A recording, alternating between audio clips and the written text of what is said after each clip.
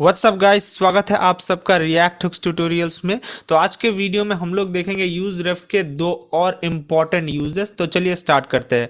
यहाँ पे मेरे पास दो वेरिएबल पड़े हैं, बटन काउंट और रेंडर काउंट। वैसे आप लोगों में से अगर किसी ने यूज स्टेट का इस्तेमाल नहीं देखा है, वो वीडियो अभी तक नहीं देखा है, आई बटन पे क्लिक कीजिए, वहाँ पे जाके मिल जाएगा। तो मैंने यहाँ पे जो बटन काउंट है उसको इस बटन के साथ, ये वाले बटन के साथ ऐड कर रखा है, देखिए। और यहाँ पे जो सेट रेंडर काउंट है उसको यूज इफेक्ट के साथ मैंने यहाँ पे बाइंड कर रखा है। तो वैसे अगर आप लोगों ने यूज इफेक्ट का वीडियो भी नहीं देखा है तो आई बटन पे मिल जाएगा, वो भी जाके देख लीजिए। तो बेसिकली यहाँ पे हो क्या रहा है, हमको तो पता ही है कि यूज इफेक्ट क्या करता है। जब भी डॉम में कुछ अपडेट होता है तो ये यूज इफेक्ट यहाँ पे फायर होगा, क्योंकि इसका डिपेंडेंसी अरे पे मैंने कुछ भी नहीं अभी भी डाल रखा है, ठीक है ना। तो कुछ भी यहाँ पे रेंडर में मतलब चेंज होगा डॉम के अंदर तो ये अपडेट हो, ये फायर हो जाएगा, ठीक है ना। तो मैं सबसे पहले तो इसको एक बार फ्रेश रिफ्रेश करूंगा। उसके बाद अभी देखिए ध्यान से, ये जो मेरा रेंडर काउंट है वो उसका वैल्यू कुछ नहीं है, ठीक है ना। अब जैसे ही मैं ज़ीरो डालूंगा, यहाँ पे क्या होगा, यहाँ पे मेरा डॉम जो है वो चेंज होगा, क्योंकि यहाँ पे ज़ीरो आ जाएगा, मतलब डॉम अपडेट होगा। फिर रेंडर यूज इफेक्ट वापस रेंडर होगा, मतलब यूज इफेक्ट फायर होगा। उसके बाद ये जो सेट रेंडर काउंट है उसके साथ 1 ऐड हो जाएगा, मतलब यहाँ पे 1 हो जाएगा। फिर डॉम अपडेट होगा। ऐसे ही करते करते ये इन्फिनिट लूप में चला जाएगा। चलिए देखते हैं। मैं यहाँ पे 0 डालूंगा और जैसे ही मैं सेव करूंगा, देखिए इन्फिनिट लूप में चला गया है, ठीक है ना। पर ये जो है हम लोग नहीं चाहते। हम लोग चाहते हैं कि जैसे जैसे डॉम अपडेट होता जाए वैसे वैसे ये वाला चीज़ फायर होता जाए, ठीक है ना।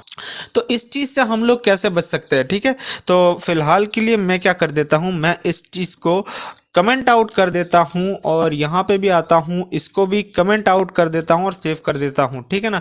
क्या बोल रहा है कि रेंडर काउंट, ओके, यहाँ पर जो रेंडर काउंट है उसको भी फिलहाल के लिए मैं हटा देता हूँ और सेव कर देता हूँ, ठीक है ना। मैं वापस से एक बार रिफ्रेश कर देता हूँ। अब यूज रेफ से हम लोग कैसे इस चीज़ को टैकल कर सकते हैं, बढ़िया तरीके से देख लेना है। यूज रेफ हम लोग को पता ही है कि रिटर्न करता है एक म्यूटेबल वेरिएबल अपडेटिंग विच, मतलब जिसको अपडेट करने से री रेंडर का डॉम का री रेंडर नहीं होता है। म्यूटेबल क्या है, मतलब चेंज कर सकता है ऐसा वेरिएबल। म्यूटेबल मतलब चेंज किया जा सकता है ऐसा कुछ। तो चलिए स्टार्ट करते हैं। मैं क्या करूँगा, यहाँ पे एक वेरिएबल लूँगा कॉन्स्ट माई रेफ नाम का, कॉन्स्ट माई रेफ, ठीक है ना, माई रेफ। और ये बराबर हो जाएगा यूज रेफ के, जिसका इनिशियल वैल्यू मान लीजिए मैं दे देता हूँ 0, ओके ना। अब मैं क्या कर सकता हूँ, यहाँ पे मैं यूज इफेक्ट के अंदर इस पे सेम चीज़ लिखने वाला हूँ कि जब भी यूज इफेक्ट फायर हो तब क्या हो, माई रेफ का जो करंट है, माई रेफ का जो करंट है उसके साथ क्या हो जाए, माई रेफ डॉट करंट +1 हो जाए, +1 हो जाए। बहुत बढ़िया है। वैसे हम लोग माई रेफ +=1 भी लिख सकते थे, पर ऐसे ज़्यादा समझ आएगा आप लोगों को, मैंने सोचा, इसलिए मैं इसको ऐसे ही रख देता हूँ। बहुत बढ़िया। और यहाँ पे मैं क्या कर सकता हूँ, माई रेफ डॉट करंट लिख दे सकता हूँ और मैं इसको कर देता हूँ सेव। यहाँ पे एक और बार रिफ्रेश करूँगा और यहाँ पे देखिए डॉम रेंडर्ड 0 टाइम्स। अब जैसे ही ना मैं इस पर क्लिक करूँगा ये अपडेट होगा, साथ में ये भी अपडेट हो जाएगा, क्योंकि जैसे ही डॉम अपडेट होता है ये भी फायर हो जाएगा। तो मैं जैसे ही क्लिक करता हूँ ये देखिए 3 4 5 6 अपडेट हुए जा रहा है, ठीक है ना, अपडेट हुए जा रहा है। स्टार्टिंग क्यों 0 से नहीं हुआ, अरे 2 से हुआ है।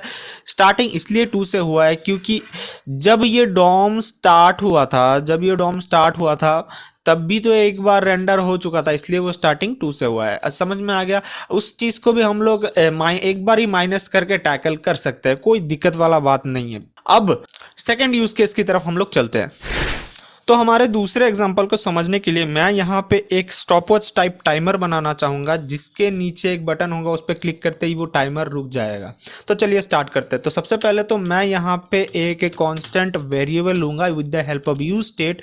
मान लीजिए उसका नाम टाइमर है और वो सेट टाइमर भी मैं यहाँ पे लिख दूंगा, सेट टाइमर, और ये बराबर हो जाएगा यूज स्टेट के, ठीक है ना। मैं जैसे यूज स्टेट लिखूंगा वहाँ यहाँ पे ऑटो इंपोर्ट हो जाएगा, आप लोगों को पता ही है। और इनिशियल वैल्यू इसका मैं 0 दे दूंगा। बहुत बढ़िया। अब ये जो टाइमर है मैं चाहता हूँ यहाँ पे वो शो हो जाए, ठीक है ना। तो डिव बनाऊंगा मैं एक, उसके अंदर ये टाइमर मैं यहाँ पे बना दूंगा, ठीक है ना। सेव कर दिया, बहुत बढ़िया। अब नीचे क्या होगा, नीचे एक बटन में बनाना चाहूँगा जिसका नाम स्टॉप दे देता हूँ मैं, सेव कर देता हूँ, बहुत बढ़िया, ठीक है ना। अब मैं इसको थोड़ा और सुंदर कर देता हूँ, यहाँ पे थोड़ा सा CSS में इस्तेमाल करूँगा, क्लास नेम, ओके। सो इसका क्लास नेम मैं दे दूंगा कंटेनर, और मैं जैसे ही सेव करूँगा, बहुत बढ़िया। अब क्या कर सकता हूँ मैं यहाँ पे अब मैं क्या कर सकता हूँ यहाँ पे, टाइमर को फंक्शनल बनाने के लिए ऑब्वियसली हमको चाहिए यूज स्टेट। सो यहाँ पे मैं यूज इफेक्ट का मैं इस्तेमाल करूँगा, और यूज इफेक्ट हम लोग को पता ही है कॉल बैक फंक्शन लेता है, तो हम लोग कॉल बैक फंक्शन इसको दे देते हैं। अब मैं यहाँ पे क्या करूँगा, बहुत बढ़िया चीज़ करूँगा यहाँ पे, जो पहले ही मैंने समझा रखा था आप लोगों को, सेट इंटरवल का इस्तेमाल करूँगा। अगर आप लोगों ने वो वाला वीडियो नहीं देखा है, आप लोग जाके आई बटन पे क्लिक कर सकते हैं, ठीक है ना। तो यहाँ पे इंटरवल बराबर हो जाएगा, क्या होगा, सेट इंटरवल के। ओके, मैं यहाँ पे सेट इंटरवल बना दूंगा, और ये जो सेट इंटरवल है फर्स्ट आर्ग्यूमेंट ले लेता है कि एक कॉल बैक फंक्शन, और कॉल बैक फंक्शन क्या होगा, ये जो सेट टाइमर है इसका जो भी प्रीवियस वैल्यू है, या फिर मैं टाइमर +1 भी लिख सकता हूँ, कोई दिक्कत नहीं है, मैं दोनों ही लिख सकता हूँ। मैं टाइमर +1 ही लिख देता हूँ, बहुत बढ़िया, ठीक है ना। अब ये जो इंटरवल है इसको क्लियर भी तो करना पड़ेगा, वरना तो मेमोरी लीक हो जाएगा ना हमारा। तो उसके लिए मैं क्या करूँगा, रिटर्न कर दूंगा, ठीक है ना। बहुत बढ़िया चीज़, मैं रिटर्न कर दूंगा क्लियर इंटरवल को, ठीक है। सो क्लियर इंटरवल को हम लोग यहाँ पे रिटर्न करने वाले हैं। तो क्लियर इंटरवल, कौन सा वाला इंटरवल, ये वाला इंटरवल, ये जो इंटरवल है इसको रिटर्न कर देंगे हम, बहुत बढ़िया। हम सेव कर दूंगा मैं यहाँ पे, और यहाँ पे ये क्या हो रहा है, इतना स्पीड में तो नहीं होना चाहिए था। ओके, इसको मैंने टाइमर नहीं दिया ना, ये हर 1 सेकंड में होना चाहिए। मैं सेव कर दूंगा इसको, और यहाँ पे रिफ्रेश कर दूंगा, ये देखिए बहुत बढ़िया तरीके से अभी ये चल रहा है, ठीक है ना। अब मैं ये जो बटन है उसको फंक्शनल बनाता हूँ, ताकि इस पे क्लिक करने से ये रुक जाए, ठीक है ना। तो उसके लिए यहाँ पे मैं ऑन क्लिक फंक्शन लूँगा, और यहाँ पे एक कॉल बैक फंक्शन मैं इसको देना चाहूँगा। अच्छा, एक काम करता हूँ, ये इसको ना, ये कॉल बैक फंक्शन को मैं बाहर डिफाइन करता हूँ, फिलहाल इसका नाम दे देता हूँ एच क्लिक, ठीक है ना, एच क्लिक फंक्शन। और यहाँ पे इसको मैं डिफाइन करने जा रहा हूँ, कॉन्स्ट एच क्लिक फंक्शन जो है वो क्या करेगा, ये तो एक एरो फंक्शन होगा, हम लोग को दिख ही रहा है। अब ये क्या करेगा, जस्ट क्लियर इंटरवल कर देगा, और कुछ नहीं। कौन सा वाला इंटरवल को क्लियर कर देगा, ये वाला इंटरवल को, ठीक है ना। तो ये वाला इंटरवल को हम लोग क्लियर करवा देंगे, बहुत बढ़िया। अब मैं जैसे ही सेव करूंगा, आप लोगों को लग रहा होगा कि मैं इस पर दबाऊंगा और ये रुक जाएगा, ठीक है ना। पर उससे पहले, अच्छा, सबसे पहले मैं इसको सेव करके दिखाई देता हूँ। ये क्या हो गया, सॉरी, कैंसिल, और यहाँ पे आके मैं सेव कर लूँगा। देखिए ये क्या बता रहा है, 27 नंबर लाइन पे interval is not defined. 27 number line ये रहा है, यहाँ पे इंटरवल इज नॉट डिफाइंड। पर आप लोग सोच रहे होंगे कि यार यहाँ पे इंटरवल तो मैंने डिफाइन कर रखा है, फिर ये क्यों नहीं पहचान में आ रहा है। देखिए बात ये है कि ये जो हमने इंटरवल का यूज़ किया है वो यूज़ इफेक्ट के अंदर है, मतलब ये एक लोकल वेरिएबल है, ग्लोबल नहीं है कि ये पहचान ले, इसको ये पहचान ले। सो उस चीज़ से बचने के लिए हम लोग यहाँ पे यूज रेफ का इस्तेमाल कर सकते हैं बहुत बढ़िया तरीके से। तो यहाँ पे मैंने क्या लिख रखा है, we can access the referenced item anywhere in the coding page, ठीक है ना, यूज रेफ का इस्तेमाल करने से। तो चलिए करके देखते हैं। तो सबसे पहले मैं क्या करूँगा, यहाँ पे कांस्टेंट माई रेफ नाम ले लूँगा, कुछ भी ले सकते हैं। सो यहाँ पे मैं यूज रेफ का इस्तेमाल करूँगा, और उसका इनिशियल वैल्यू मैं नल भी दे सकता हूँ, मैं नल ही दे देता हूँ।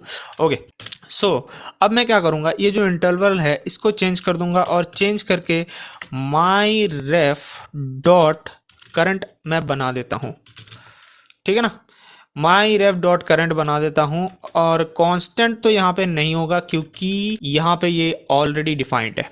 बहुत बढ़िया, अब मैं इसको कॉपी कर लेता हूँ यहाँ से, और ये जो क्लियर इंटरवल है वहाँ पे भी माई रेफ डॉट करंट ही होगा, आप लोगों को पता ही है। और यहाँ पे जो क्लियर इंटरवल है वो भी माई रेफ डॉट करंट ही होगा। हम बढ़िया तरीके से पूरे पेज में इस चीज़ को एक्सेस कर पा रहे हैं। चलिए सेव करके इस बार ही देखते हैं, रिफ्रेश कर लेता हूँ। बहुत बढ़िया तरीके से टाइमर चल रहा है। मैं यहाँ पे स्टॉप दबाता हूँ, हमारा टाइमर रुक चुका है, हमारा टाइमर रुक चुका है। बहुत बढ़िया। और ये जो यूज़ केस है आप लोगों को होप सो ये भी समझ आ गया होगा। बहुत क्लियर कोड था और आसान कोड था और समझने लायक भी था। अगर वीडियो अच्छा लगा हो तो लाइक कीजिए, शेयर कीजिए अपने दोस्तों के साथ। मिलते हैं अगले वीडियो में।